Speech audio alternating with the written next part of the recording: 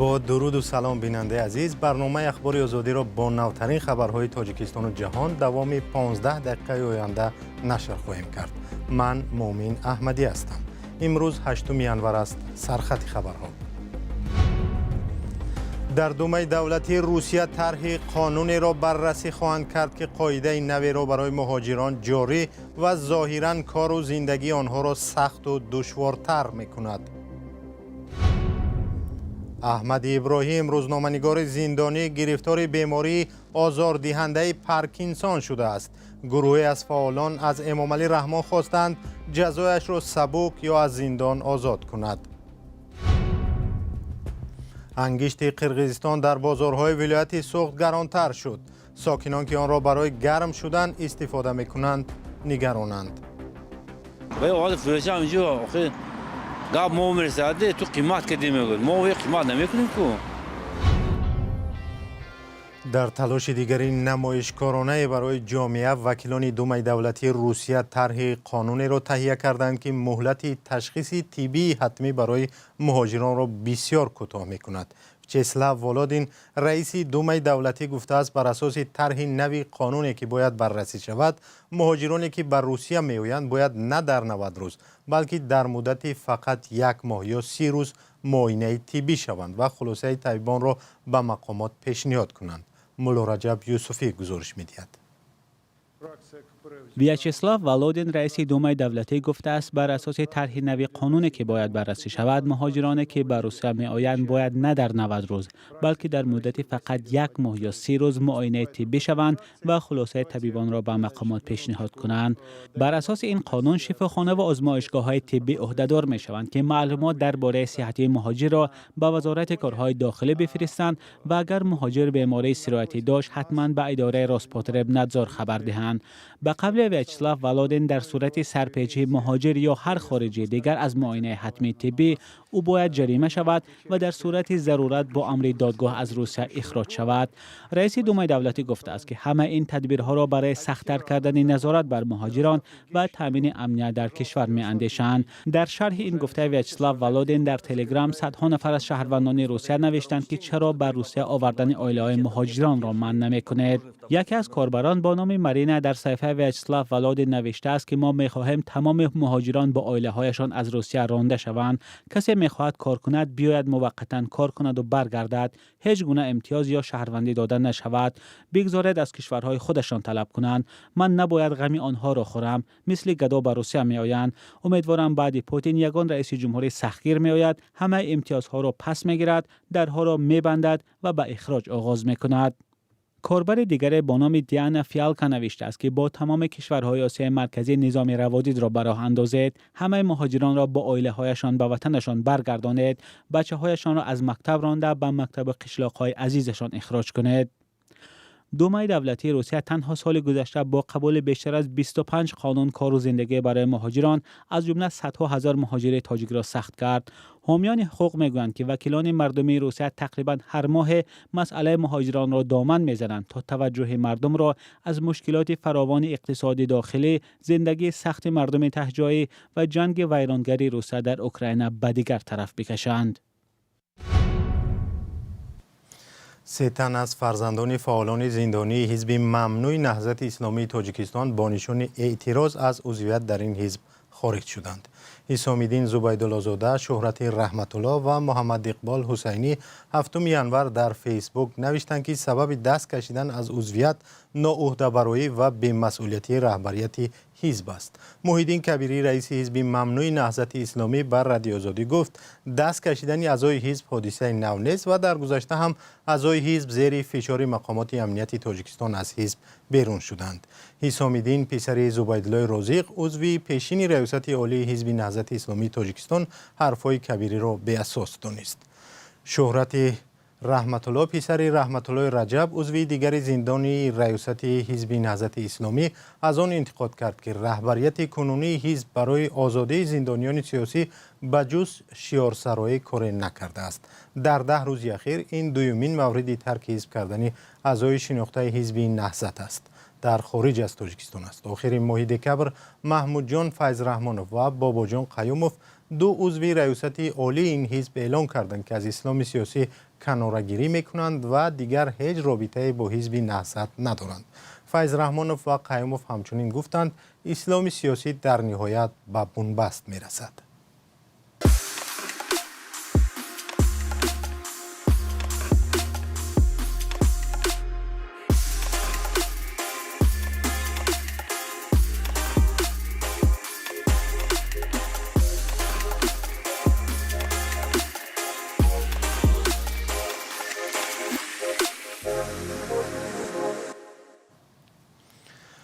یک گروه از فعالان کلاب در نامه از امامعلی رحمان پرزیدنت تاجیکستان خواستند که نسبت به احمد ابراهیم روزنامه‌نگار و نویسنده زندانی رحم کرده جزای سبکتری را نسبت او تطبیق کنند. احمد ابراهیم سردبیر نشریه مستقل پایک در شهر کلاب سال 2024 با اتهامات گوناگون از جمله تمجویی 10.5 سال زندانی شد. سازمان‌های بین‌المللی و نزدیکانش او را بیگناه می‌دانند. همکارم خیرامان بقازاده با این نامه شناس شد و پیش از برنامه از او پرسیدم که فعالان و زیایان کلاب در نامه‌شان دقیقاً چه خواستند. بله، در نامه به پرزیدنت که یک نسخه آن دسترس رادیوی آزادی شد، فعالان نوشتند که حکم دادگاه را انکار نمی‌کنند و با نوشتن این نامه گفتنی نیستند که احمد ابراهیم بیگناه است. آنها نوشتند شاید او جای سهو و اشتباه هم کرده باشد، اما تا جای معلومات داریم در محبس گرفتاری بیماری‌ها گشته است که من بعد می‌توانند او را عموماً از پای افشانند.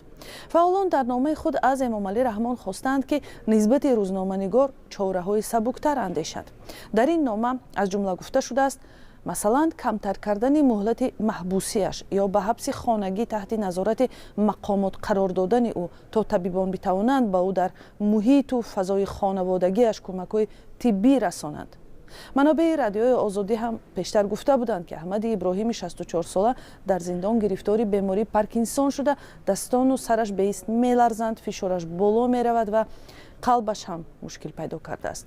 جمعخان علیمی دانشمند و استاد دانشگاه کلاب که زیر این نامه امضا کرده است روز 8 ینور گفت آثار احمد ابراهیم پر از وطن دوستی و ملت دوستی است. از این رو از پرزیدنت کشور خواستند که با در نظر داشت بیماری های او امکان باشد جزایش را سبکتر کنند. معلوم نیست که این نامه به دست پرزیدنت رسیده است یا نه. بر اساس قانون پرزیدنت تاجیکستان از حق عفو زندانیان برخوردار است. ماه مارت سال گذشته مثلا امامعلی رحمان نزدیک 700 زندانی را عفو کرد، ولی در میان آنها هیچ یک از روزنامه‌نگاران و فعالان سیاسی نبودند. از همکارم همچنین پرسیدم که تا کجا نامه فعالان به امامعلی رحمان پرزیدنت تاجیکستان به سرنوشت روزنامه‌نگار زندانی تأثیر خواهد گذاشت. درباره تاثیر داشتن یا نداشتن حالا چیزی گفتن مشکل است، ولی تقریبا همه نزدیکان فعالان بازداشت شده و روزنامه‌نگاران به امامعلی رحمان در گذشته نامه نوشته بودند، ولی مشاهده می شود که تغییر در سرنوشت آنها صورت نگرفته است. در 3 سال اخیر در تاجیکستان بیش از 10 روزنامه‌نگار و بلاگر بازداشت و زندانی شدند. نزدیکان بازداشت شده ها و سازمان های بین المللی رهایی آنها را خواسته بودند. احمد ابراهیم در نامه‌های پیشینه‌اش بازداشت و حبسش را کاری مقامات محلی دانسته در آن نامه‌ها بر این باور بود که اگر پرزیدنت از این خبر یابد آزاد خواهد شد. احمد ابراهیم سردبیر پایک یگانه نشریه مستقل در شهر کلاب بود که از حکومت امامعلی رحمان پشتیبانی میکرد، ولی درباره کار و فعالیت مقامات محلی مقاله‌های تنقیدی نشر میکرد. همکارم خیرامان بقازاده درباره مراجعت گروهی از فعالان و زیایان تاجیک به امامعلی رحمان صحبت میکرد که از او خواستند امکان بدهد جزای احمد ابراهیم یکی از خبرنگاران شناخته تاجیک و بیمار سبکتر شود تا بیرون از زندان معالجه درست بگیرد. برنامه را با گزارشی از شمال تاجیکستان ادامه میدیم. تاجران و ساکنان ولایت سوخت میگویند برعکس امیدواریشان واردات انگشت قرقیزی نظر به سالهای پیش به مراتب کاهش یافته است. 4 سال اخیر با وجود بسته بودن مرز تاجیکستان و قرقیزستان این مواد سوخت نسبتاً دسترس بود. با گشوده شدن مرز امسال نرخش بالا رفت و هم گران شد. این حالت در پس منظر کمبرقی ساکنان را به تشویش آورده است. فرزان محمدی در این موضوع گزارش می‌دهد. دادوبا یوسفوف 5 سال باز با فروش انگشت مشغول است. او میگوید راه و روش این کار را وابسته به نیاز مردم تا حد آموخته و تجارتش را خوب به راه مانده است. ولی امسال در کارش بی‌بندوباری ها پیش آمد. آن هم وابسته به واردات انگشت از قرقیزستان. سال گذشته که قرقیز نقض می اومد، همه قرقیز که تام میکنیم، همون قصد سالیسی اکون یکم بار ازبک فرستادیم انگرینی کلان کلانه، نمی اومد یا انگرینی کلان کلانه. این انگشت فروش میگوید بیشتر محصولات را موافق به جیب مردم میفروشد و با گران شدن نرخ انگشت امسال از فروش نوع قرقیزی دست کشیده است. ما خیلی آفتم نرخ مثلا 6 تومانی گیر میگود. ما میدونیم که وای قیمت طور نمی‌بافرختن. وای وقت فروش هم اینجا آخه گاب ما میرساده تو قیمت کدی میگود. ما وای قیمت نمیکنیم کو. مرز تاجیکستان و قرقیزستان 4 سال اخیر بسته بود. اکثر فروشندگان این نوع سوزشواری میگویند که تا باز شدن آن برعکس انگشت بر زیاد و بی‌مانع به تاجیکستان می آمد و نرخش هم دسترس بود. اما اکنون وضع دیگر شده است. через өзбек меомад қирғиз имсол наондоз амисоб ки ма талаботаш худи халқаш мемӯл шуд ма намедона инҷу надондоз фаҳми инҷу надарондоз инҷо ҳозир өзбек ку мӯл шуд ҳозир ҳамин ба адат кадан халқ. قرقیزستان نیم سال پیش صادرات انگشت خود را منع کرد و آخر امسال این ممنوعیت باز به 6 ماه دیگر دراز کرده شد. در سال 2025 واردات انگشت به ولایت سوخت در حجم 50 از 10,000 تن به رسمیت درآورده شده است که این نشان دهنده از جمهوری ازبکستان به ولایت سوخت زیاده از 50 از 1,000 تن به خرید گرفته شده است و اینچنین از جمهوری قرقیزستان واردات انگشت به ولایت سوخت در حجم 134 تن را تشکیل کرده است. امسال در ولایت سوخت اکثرا انگشت ازبکستان و قسما انگشت داخلی تاجیکستان را فروخته ایستادند. نرخ آن از 2 تا 5 سامانی برای هر یک کیلو معین شده است. کیلوش بود تا 3 سام اضافی فرقشه قرقیز و ازبک. عبدالکریم غفورов هم میگوید امسال مجبور از انگشت داخلی استفاده میبرد و اساسا این محصولات را برای نانوای خانه‌اش و صندلی و بخاری بابایی میخرد. ولی گرانی نرخ به سودایش تأثیری عمیق رسانده است.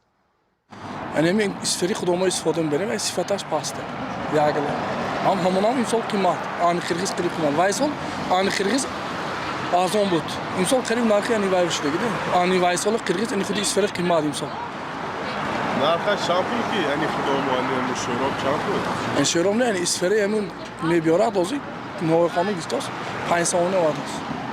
وایسال 3 سوم این قرقیز بود. امسال قرقیز 6 سوم 7 سوم همون هم نیست بود. در پس منظر محدودیت نیروی برق در اکثر مناطق تاجیکستان و افزایش نرخ آن، کمبود انگشت قرقیزی نیز مردم را نگران کرده است. انگشتی که نسبتاً خوش صفت و کم ضرر بوده است. حالا ساکنان میگویند ناعلاج از انگشت ازبکستان و تاجیکستان استفاده میبرند، با آنکه ترس و بیم از زهرآلودشوی دارند و از صفتش قناعتمند نیستند. فرزان محمدی، رادیو آزادی، ناحیه باباجان غفورов. پرزیدنت ایالات متحده آمریکا دونالد ترامپ گزینه‌های گوناگونی را برای نظارت بر جزیره گرینلندیا بررسی دارد که یکی از آنها استفاده از نیرو است. در این باره تلویزیون CNN از قبل سخنگوی کاخ سفید گزارش داد. با گفته کارولین لویت، ترامپ واضح گفته است که نظارت بر گرینلندیا برای امنیت ملی ایالات متحده و برای بازداشتن رقیبان ما در منطقه آرکتیک مهم است. اظهارات رئیس جمهوری آمریکا درباره گرینلندیا واکنش تند اروپا را به دنبال داشت. نخست وزیر دانیا ینس فردریک نیلسن اظهار داشت که جزیره سالها متحد نزدیک ایالات متحده آمریکا بود و انتقاد اخیر واشنگتن غیر قابل قبول است. اخبار آزادی اینجا به پایان رسید. سپاسگزاریم که تا این لحظه همراه ما بودید. برای خواندن اخبار بیشتر و دیدن ویدیوهای دیگر سر بزنید به وبسایت azadi.org و صفحه‌های ما در فیسبوک، اینستاگرام و تلگرام و تیک تاک. خدا نگهدار.